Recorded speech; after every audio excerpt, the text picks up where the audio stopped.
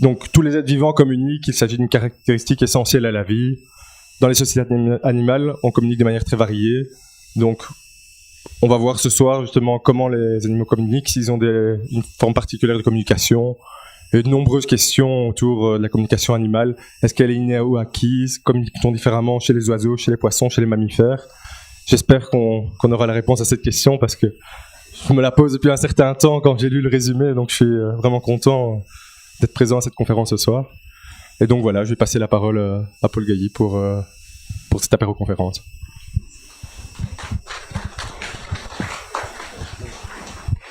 Bonsoir à toutes et à tous.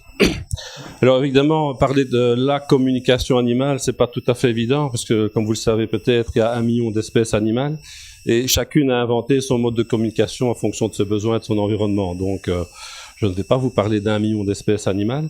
Et donc, j'avais le choix en préparant cet exposé. On m'a dit 1 heure, mais j'ai réussi à négocier un peu plus, hein, je vous préviens déjà.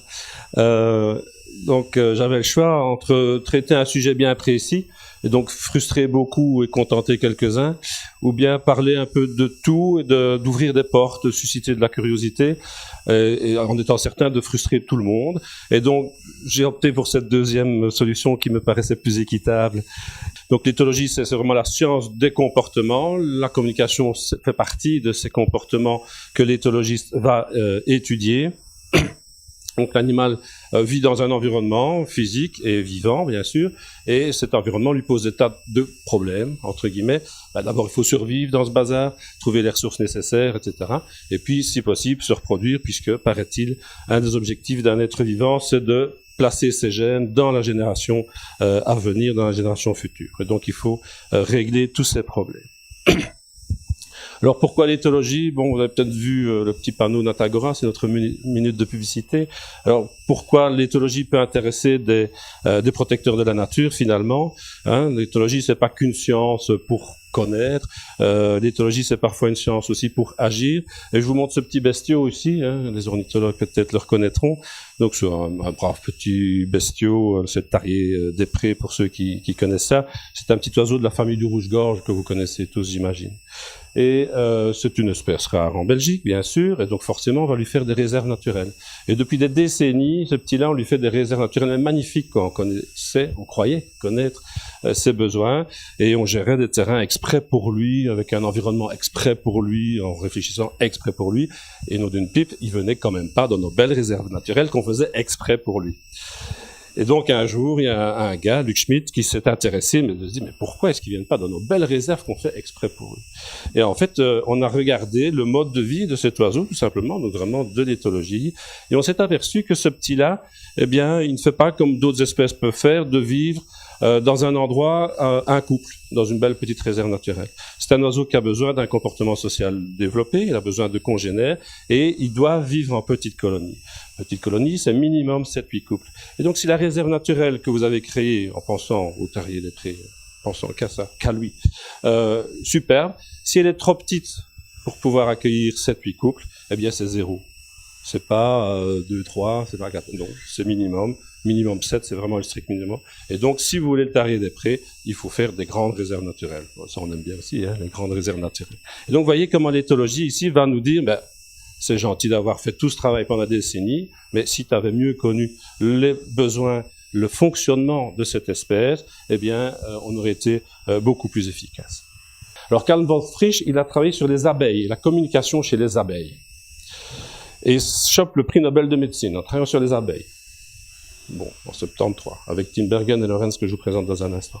On se dit, mais pourquoi est-ce qu'on donne un prix Nobel de médecine à des gens qui travaillent sur les abeilles? Qu'est-ce que ça a à voir? Ça n'a rien à voir. Mais quand le comité Nobel se dit, c'est quand même des travaux importants, qu'est-ce qu'on va leur donner comme prix? Physique, chimie, la paix, la littérature.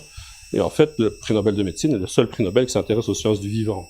On n'avait pas prévu les petites bestioles à l'époque, Monsieur Nobel. Et donc, c'est comme ça que ces trois-là ont reçu le prix Nobel de médecine.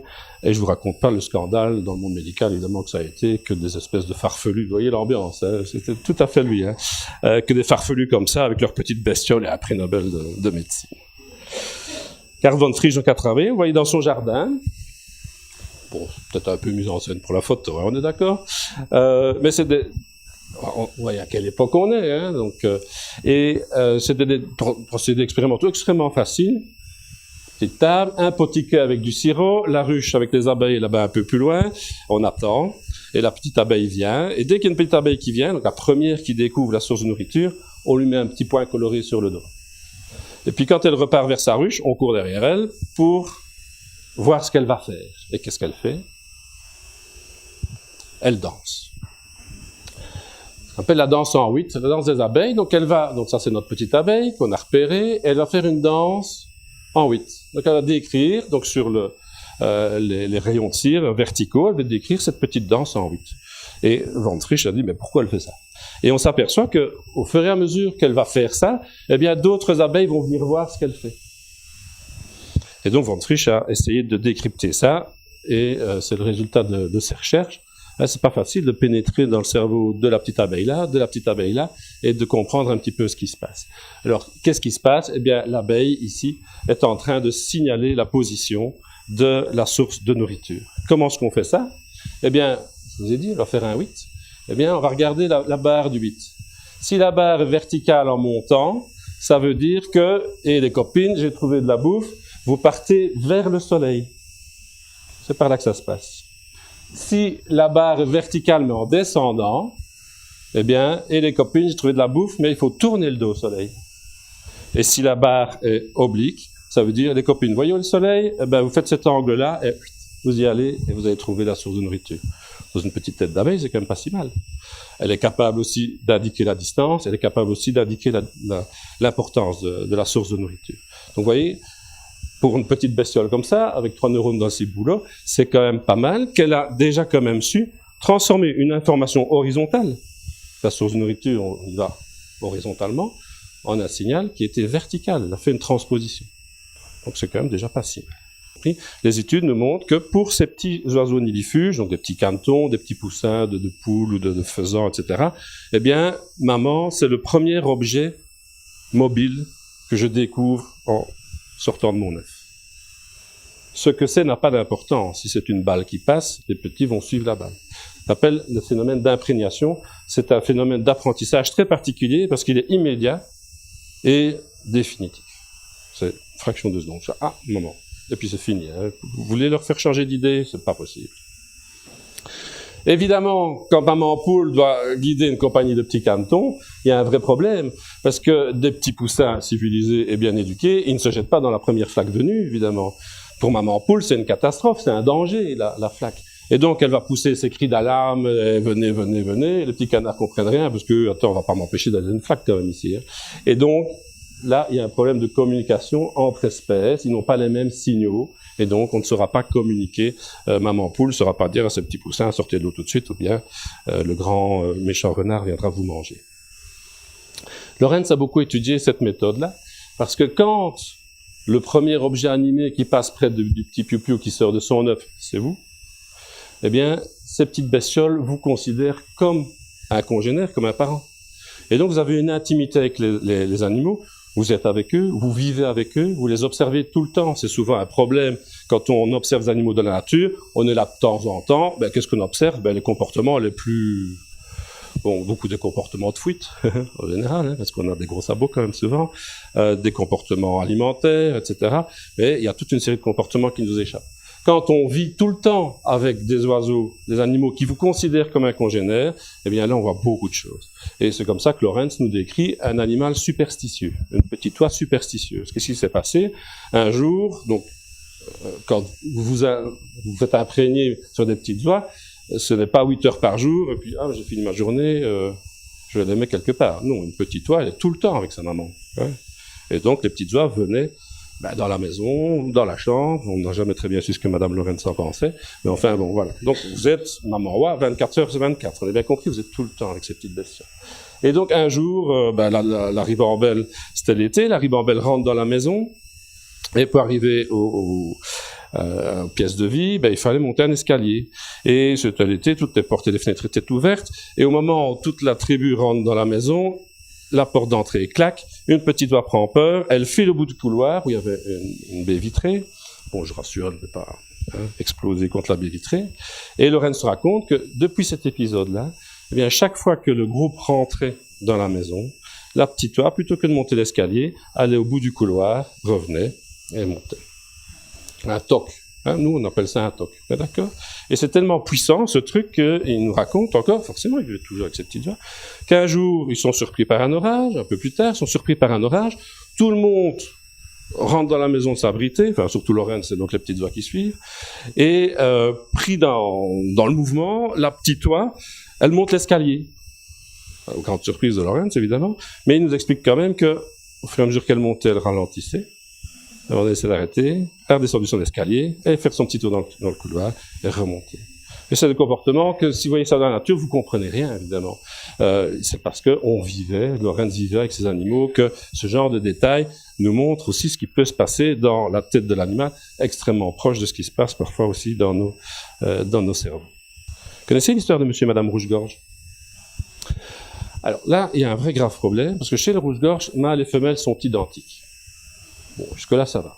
Sauf que la poitrine orange du mâle, c'est un signal qui dit, si je le traduis en langage de cours de récréation, faut le corps, je te casse la figure.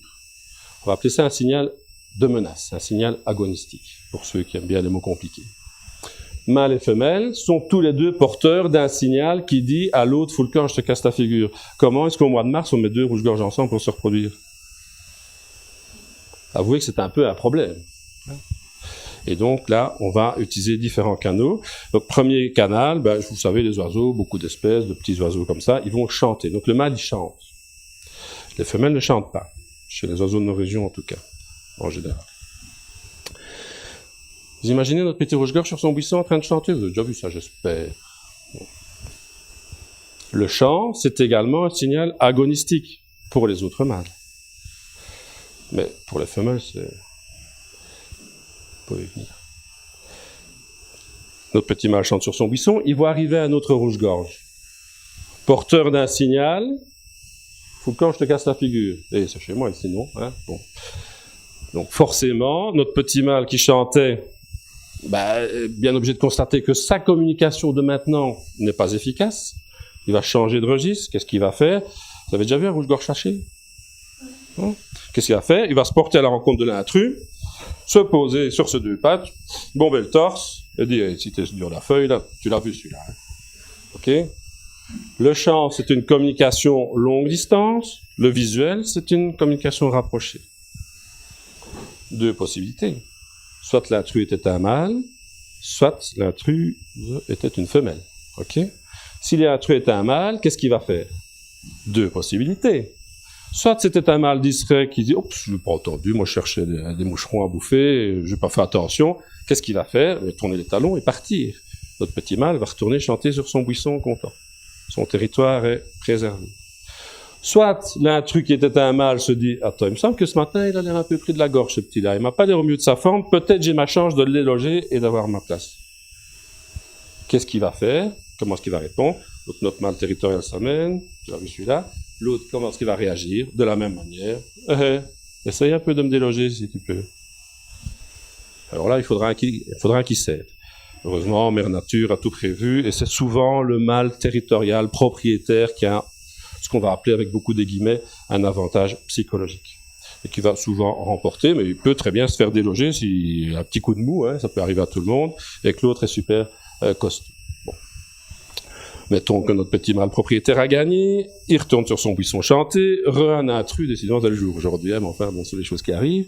Et l'intrus, c'était pas un intrus, c'était une intruse, c'était une femelle. Mais on n'en sait rien, puisque la femelle est identique au mâle. Comment est-ce que je peux savoir, moi? Donc, chez les rouges-gorges, on fonce d'abord, on réfléchit après. Vous avez compris aussi que c'est pas que chez les rouges-gorges, cette affaire-là. Donc, si tu dur de la feuille, tu le vois celui-là, hein, sur ce deux pieds, bien dressé, bomber le torse. Et l'intrus, c'est une femelle. Qu'est-ce qu'elle va faire? Elle doit se faire identifier comme étant une femelle. Un caméléon, il aurait réglé l'affaire en une fraction de seconde. Hop, on change de couleur, c'est fini, tu veux pas du rouge, je me mets en vert et c'est bon. Et ça, c'est un truc de caméléon, ça. Les oiseaux, ils ne savent pas changer de plumage comme ça aussi facilement. Hein, ils ont quelques modalités, hein, mais bon. La femelle, qu'est-ce qu'elle va faire? Eh bien, le mâle, fâché. La femelle, qu'est-ce qu'elle va faire? Elle va se mettre de profil et abaisser son aile. pour masquer le signal qui dit à l'autre, faut le corps, je te casse la figure. Le mâle, il voit ça. Qu'est-ce qu'il fait? Oups, excusez-moi mademoiselle, c'est une méprise. Est-ce que vous habitez chez vos parents? Et on va pouvoir commencer. Mais regardez-les bien, ces petits-là, c'est maintenant que ça se passe aussi, hein, ça va être début mars. Ben, au début, c'est difficile, hein, parce que chaque fois que le mâle verra la femelle, chaque fois que la femelle verra son mâle, son peut-être futur mâle, ben, ça va chaque fois être margaille, le mâle, et la femelle, ça va, c'est moi. Mais après quelques jours, ce ne seront plus deux rouges-gorges qui seront en interaction. C'est deux individus qui auront appris à se connaître. C'est Roméo et Juliette. Et donc, quand Juliette va arriver, le mâle, hey, Juliette. Ce ne sera plus Juliette. Hein, c'est ça. Vous voyez? Et on va changer de registre de communication. Parce que les animaux se connaissent. Nous, reconnaître un rouge-gorge d'un autre rouge-gorge, hein, il faut mettre des bagues avec des couleurs et tout ça. Mais eux, entre eux, ils se reconnaissent. Et ça, c'est une force, évidemment, qu'ils ont, c'est de pouvoir se reconnaître l'un l'autre. Alors, des signaux arbitraires, transposition de la réalité. Bon, un petit exemple amusant que nos linguistes ont fait. Donc, c'est une petite étude très bien menée, amusante. Hein, on vous dit que dans une langue ancienne mésopotamienne du 3000 ans avant Jésus-Christ, eh bien, ces gens, il y a une de ces deux figures s'appelait Arak et l'autre s'appelait Mélolée. À votre avis, qui est Arak? Donc vous demandez ça à n'importe qui, même à des Anglais, des Allemands, des Chinois, tout le monde est d'accord. Il y a 92% qui vont dire ça c'est Arak, ça c'est Mélolée. Pourquoi? Donc il se passe des choses dans notre tête. Hein. On pourrait développer ça aussi pendant des heures, hein, la psycholinguistique, etc. Il se passe des choses dans notre tête, on va associer. Donc ces signaux qui ont l'air arbitraires, ils ne sont peut-être pas autant qu'on voudrait bien le dire. J'ai dit que vous allez être frustrés aujourd'hui. Hein. Vous avez capté l'idée? Voilà. Un autre signal tout à fait arbitraire, le sourire. Quand vous voyez un gars qui vous sourit comme ça, vous pensez quoi de lui? Il est sympa, hein? C'est accueillant, il a l'air d'être content. Voilà, voilà, on va vers un gars comme ça. On est d'accord? Bien. Quand un chimpanzé vous fait ça, vous vous dites quoi? Pas du tout. Là, c'est un chimpanzé qui commence à marquer son inconfort. L'étape après, ça va être ceci. Et l'étape après, si vous n'avez pas bien réagi, eh ben, il vous mord. Et vous voyez que les mâles de chimpanzés sont quand même bien équipés pour vous mordre d'une manière sévère, quoi. Il n'y a que chez Homo sapiens que le fait de montrer les dents est un signal d'accueil. Chez tous les mammifères, quels qu'ils soient, quand une bête vous montre les dents, vous dites « Ok, c'est bon, j'ai compris. Hein, un chien, un lion, n'importe quoi, si vous montre les dents, c'est un signal de menace dans un premier temps, et puis vous vous faites bouffer dans un deuxième temps si vous n'avez pas bien réagi. Ok? Ben non, pas chez l'homme. Chez l'homme, quand on vous sourit, ben, tout va bien. Là, on peut parler vraiment d'un signal arbitraire. Ben voilà, on a décidé chez nous que c'était comme ça que ça se passait. Hein, dans d'autres civilisations, on se tire la langue hein, quand on est content. Bonjour, en tibétain, on se passe la langue. Chez nous, si vous passez la langue, vous rencontrez quelqu'un, vous dites c'est quoi ce type, hein? D'accord? Bon. Signaux arbitraires, ben voilà. Comment est-ce qu'on arrive à ça entre un chien et un chat? Ils se connaissent pas, ils savent c'est des espèces, et puis ils se disputent. Hein, c'est légendaire quand même, hein, disputant de chien et chat. Imaginez le chien qui s'ennuie, il est dans son jardin tout seul, ses maîtres sont partis travailler, tout seul il s'ennuie. Le chien est un animal social. Ok. Bon. Et puis il y a le chat du voisin qui se promène, et qui ne demande rien à personne, lui il cherche ses souris et ses oiseaux à capturer, et il ne demande rien à personne. Et puis il traverse le jardin où le chien s'ennuie. Le chien voit un machin, il est content, il va vers le machin en agitant la queue. Un chien content, il agite la queue, vous êtes d'accord? Le chat, il voit un machin qui lui saute dessus, qui vient vers lui, en agitant la queue. Et pour un chat, agiter la queue, ça veut dire quoi? Je suis fâché. Donc il va se mettre en position, en agitant la queue, puisqu'il est fâché.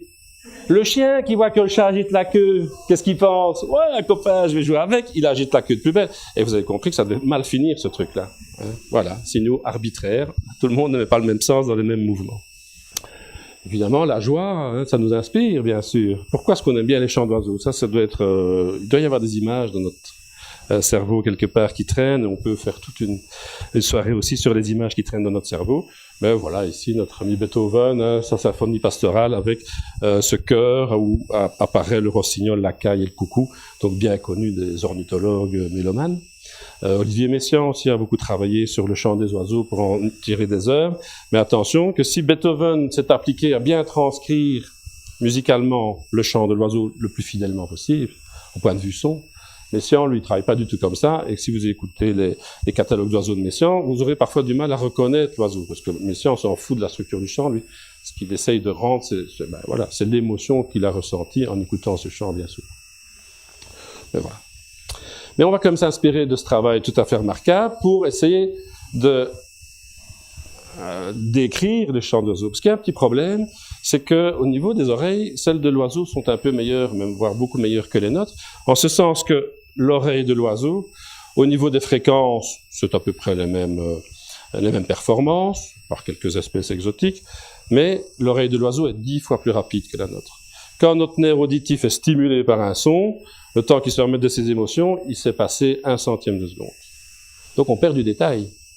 L'oreille de l'oiseau est 10 fois plus rapide. Quand elle est stimulée par un son, elle est opérationnelle après 1/1000 de seconde. Donc l'oiseau qui entend un son, il entend 10 fois plus de détails que nous. Ça, on ne sait pas le traduire. Et comme je vous l'ai dit, quand on a un problème de limite, on invente une machine et hop, on produit ce genre de schéma. Si je vous en ai mis un facile, que vous allez reconnaître, j'imagine, les ornithologues. Je vous le fais. Une brève, une longue, une brève. Le rassemblement chez les scouts, en morse, c'est le R. On est d'accord? Coucou! Petit silence. Coucou! Donc voilà ce que donne notre petite tourterelle turque, le chant de la tourterelle turque, quand on a passé ce chant. Bon, ici, il n'y a pas beaucoup de variations, sinon c'est plus difficile à reconnaître. Mais enfin, vous voyez un peu l'idée. Donc nos machines vont nous donner beaucoup d'informations, en tout cas plus que ce que nos oreilles ne peuvent capter. Des bruits. Il en fait plein autour de nous. Des machins qui bougent, il en fait plein autour de nous. On ne peut pas s'intéresser à tout ce qui se passe autour de nous, c'est pas possible. Dans l'assemblée ici, vous avez salué combien de personnes? On ne se connaît pas, j'imagine la plupart d'entre nous ne se connaissent pas. Donc, en général, c'est un machin, j'ai besoin d'une place, donc je vais essayer de le bousculer un peu. C'est un obstacle, c'est un machin, c'est pas des gens. Quand vous êtes dans votre grande surface favorite le samedi matin, tout le monde fait ses courses le samedi matin, j'imagine, c'est pareil. Tous les gens qui sont autour de vous, c'est pas des gens. Le machin, avec son caddie, on vous voit, c'est pas des gens. Vous dites pas bonjour madame, ah bonjour monsieur. Non, on ne fonctionne pas comme ça. Jusqu'au moment où on voit quoi? Quelqu'un qu'on connaît. Un voisin, un membre de la famille. Ah! Et l'expression consacrée, qu'est-ce que tu fais là? On est dans une grande surface un samedi matin. Qu'est-ce que tu fais là? Bon, on a déjà la réponse, mais enfin ça c'est une autre manière d'entamer de la communication. On pourra discuter de ces signaux avertisseurs. Je ne suis pas encore en train de communiquer, mais je suis en train de dire que je vais communiquer. Okay? Et il y a des tas d'animaux qui envoient des signaux comme ça. Des animaux de forêt tropicale qui vivent dans des environnements extrêmement bruyants. S'ils se mettent à chanter comme ça, on est sûr qu'il n'y a personne qui va les entendre. Donc ils émettent d'abord un signal, attention, je vais chanter. Et puis ils chantent. Alors vous savez que pendant des années, donc l'animal est dans son environnement très compliqué, qui lui pose plein de problèmes, on a vu ça tantôt. Il a un équipement sensoriel, il va pouvoir prendre connaissance de tous ces bazars qui se passent autour de lui.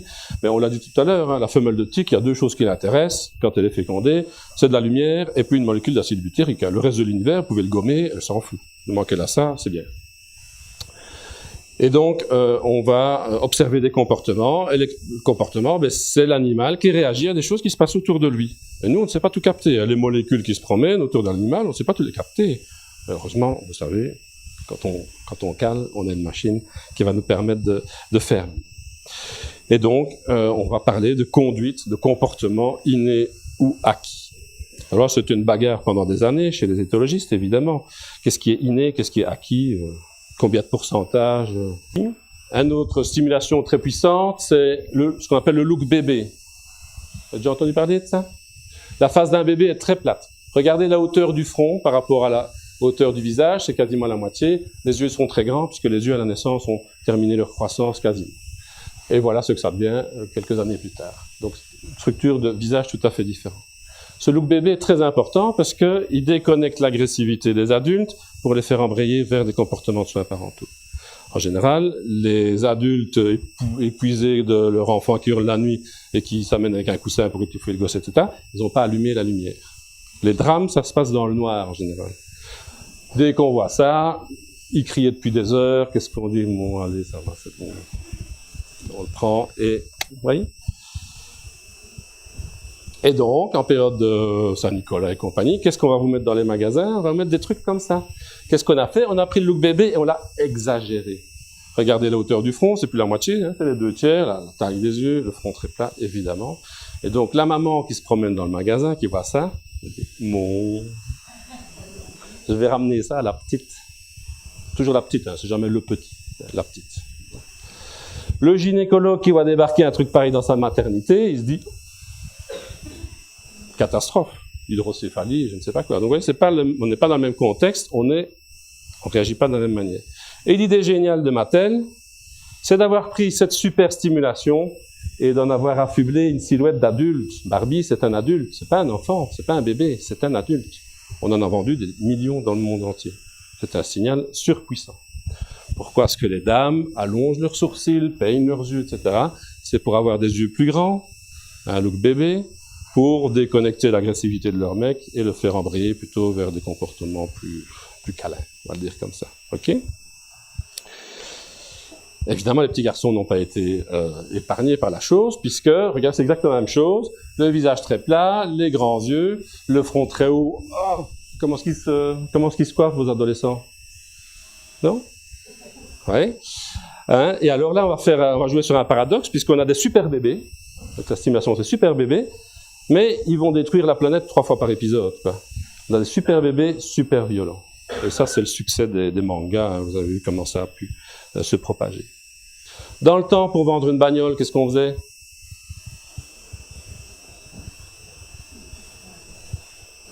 Et donc, la jolie fille qui est associée à la bagnole, elle allume des cases dans le cerveau du mec. Vous imaginez bien lesquelles? Oui, je dois vous faire un dessin, non? Ça va? Ok.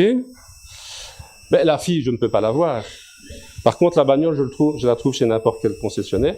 Donc, il va y avoir un transfert. Je ne peux pas avoir la fille, j'achète la bagnole. Maintenant, qu'est-ce qu'on fait? Vous voyez encore des publicités comme ça en affiche? Plus jamais. Qu'est-ce qu'on a fait? Le féminisme est passé par là. On se dit, oui, ça ne se fait plus trop, hein, ce n'est plus politiquement correct de mettre une jolie fille dénudée à côté d'une bagnole. Donc, qu'est-ce qu'on a fait? On a étudié quels sont les signaux que la jolie fille a envoyés qui allumaient les neurones qu'il fallait dans la tête du mec. Et qu'est-ce qu'on a fait? On les a mis en direct sur la voiture, et donc tous ces phares en regard, etc., c'est pas pour faire joli. Hein. Enfin, vous avez peut-être déjà compris qu'on essayait de vous vendre quelque chose. Hein, le chien, c'est un animal social, très social, donc voilà, il est en interaction avec le groupe, et vous pouvez faire le test de la balle hein, très, très facilement. Hein. Quand vous lancez une balle à votre chien, à qui est-ce qui ramène la balle? Uniquement aux adultes et aux enfants, aux adultes, pas aux enfants, et comme ça, vous savez aller dans la tête du chien pour savoir à quel niveau il se situe dans la hiérarchie familiale. Le chien va toujours remettre en question. Hein. Vous avez dit 1000 fois à votre chien, vous avez fait comprendre de toutes les manières possibles imaginables qu'il ne pouvait pas aller dans le fauteuil du salon. Vous savez très bien que dès que vous avez le dos tourné, il est dans le fauteuil du salon. Et que dès que vous arrivez, il quitte le fauteuil du salon. Parce qu'il sait très bien que quand le dominant est là, il ne peut pas y être. Quand le dominant a disparu, peut-être il ne reviendra pas. Hein. Et donc, je prends la place déjà. Voilà. Si le chien ramène la balle à tous les membres de la famille, ça veut dire qu'il se situe dans le bas de la hiérarchie familiale. Ça, ce sera un chien qui sera jamais dangereux. Sauf catastrophe, mais en moyenne jamais dangereux. Si le chien ramène la balle aux adultes et pas aux enfants, ça veut dire que dans sa tête à lui, dans la hiérarchie familiale, il est entre les adultes et les enfants. Ce sera un chien qui ne sera jamais dangereux pour les adultes, ce sera un chien qui peut être dangereux pour les enfants, parce qu'un chien dominant par rapport à des dominés, quand on l'embête, c'est le coup de dent, quoi. Bon, il y en a qui sont drôlement armés, quoi. Et un coup de dent peut être vite très très dommageable vers des enfants qui eux, sont moins résistants. Hein. Vous avez déjà vu les chiens, comment ils savent se battre entre eux, des loups, hein, dans une meute, comment ils y vont à coup de dent. Les dommages sont assez faibles en général, c'est étudié pour. Mais un coup de dent vis-à-vis d'un jeune enfant, hein, ça peut faire beaucoup de dégâts. Donc ça, c'est à vous à vérifier ça. Et si le chien n'est pas à la bonne place, hop, éducation. Un jour, donc, un gars qui s'est dit, mais si on regardait fonctionner Homo sapiens avec les mêmes méthodes, les mêmes, voilà, les mêmes méthodes qu'on regarde fonctionner les animaux, qu'est-ce que ça donne, quoi? Alors on est extrêmement surpris de voir vraiment l'importance de ces signaux complètement instinctifs sur nos comportements. Je vous donne l'exemple avec l'homme ou avec la femme? Oh, les deux, d'accord. Ben, ça durer plus longtemps. Prenez des mecs, voilà, naïfs, hein, comme on dit, donc des sujets d'expérience. Vous les mettez devant une table en laboratoire, et sur la table, il y a des dizaines de photos de femmes. Des dizaines, plein. Et la question qui tue, choisissez celle que vous préférez. Pour un mec normalement constitué, c'est mission impossible. Alors les mecs, vous savez bien, messieurs, vous savez bien comment on est. Alors on va faire des catégories, des piles de photos. Celles-là, elles sont bien, mais elles seraient mieux s'il y avait ceci. Celles-là, elles seront bien, mais elles seraient mieux s'il n'y avait pas cela. Celles-là, elles seraient bien si, etc., etc. On va argumenter et ce sera impossible de choisir. Alors pendant que le gars est à sa table en train d'essayer de choisir la femme qu'il préfère, il a un masque sur le nez, on va lui insuffler des choses. Ça va du sérum physiologique à une phéromone qui répond au doux nom de copuline. Vous voyez le registre dans lequel on est? C'est une phéromone que les femmes émettent en période d'ovulation. Eh bien, je vous assure que quand le mec a un petit coup de copuline dans le nez, alors elles sont toutes parfaites. Tout va... Oh, elles sont toutes bien. Vous voyez? Donc, messieurs, mesdames, réfléchissez dans quelles circonstances vous avez rencontré votre moitié. Et après, la première rencontre qui est souvent sujette à ce genre de choses. Après, là, on a des gros lobes frontaux qui vont justifier. Oui, mais elle est géniale parce que... Alors que votre copain la trouve moche. Hein? Mais non, toi, tu la trouves géniale parce que... Et tu as justifié cet élan totalement inconscient que tu as eu. Alors, j'avais dit qu'on va prendre les femmes aussi. Hein? Donc, vous allez prendre deux femmes naïves, vous les mettez à une table, et à la table, il y a un ordinateur, un écran. Et alors, il y a un visage d'homme sur l'écran. Et la femme, un curseur, elle va transformer ce visage. Donc, ce n'est pas des visages différents, c'est un visage qui se transforme progressivement, en fonction de la position du curseur, entre un visage très efféminé et un visage style légionnaire, baroudeur, arcade sourcilière, front, mâchoire carrée, très viril. Et tout simplement, on demande à la femme ce qu'elle préfère, qu'elle arrête le curseur sur le visage qu'elle préfère. Deux possibilités. Soit la femme est en période fertile, donc d'ovulation, soit elle ne l'est pas. Alors, si elle ne l'est pas, elle va arrêter le curseur sur des visages assez virils, mais pas trop. Des visages doux, on va dire comme ça, entre guillemets. Par contre, quand elle est en période d'ovulation, alors là, le curseur, le plus loin possible, sur les mecs à gueule carrée, etc. L'enseignement de cette histoire, c'est que, on s'accroche, une femme n'a pas envie de vivre avec le mec avec lequel elle a envie d'avoir des enfants. Ah. Alors là, on commence à comprendre peut-être certaines choses. Et donc, enfin voilà, par rapport aux oiseaux, une petite digression pour comprendre que quand on étudie les mammifères, ils sont forts comme nous. Et donc, bien sûr, il y a des chercheurs qui travaillent sur les mammifères aussi, il y a les primatologues, Jane Goodall et compagnie, et qui ont été vivre avec, etc. Mais c'est vrai que les oiseaux, quand on regarde les publications américaines, j'ai envie de dire, à 60% les oiseaux, et les 40 autres % c'est les autres. Donc les oiseaux, c'est 10 000 espèces, donc les 9 990 000 autres espèces, c'est beaucoup moins, évidemment. Bon, si scoltiner l'éthologie des petits vers que je vous ai montré tantôt, faut être un peu motivé aussi, quoi. Les oiseaux, c'est quand même beaucoup de comportements, beaucoup de souplesse d'apprentissage, comme chez les mammifères aussi, mais bon, voilà. Mon explication tout à fait subjective, bien sûr.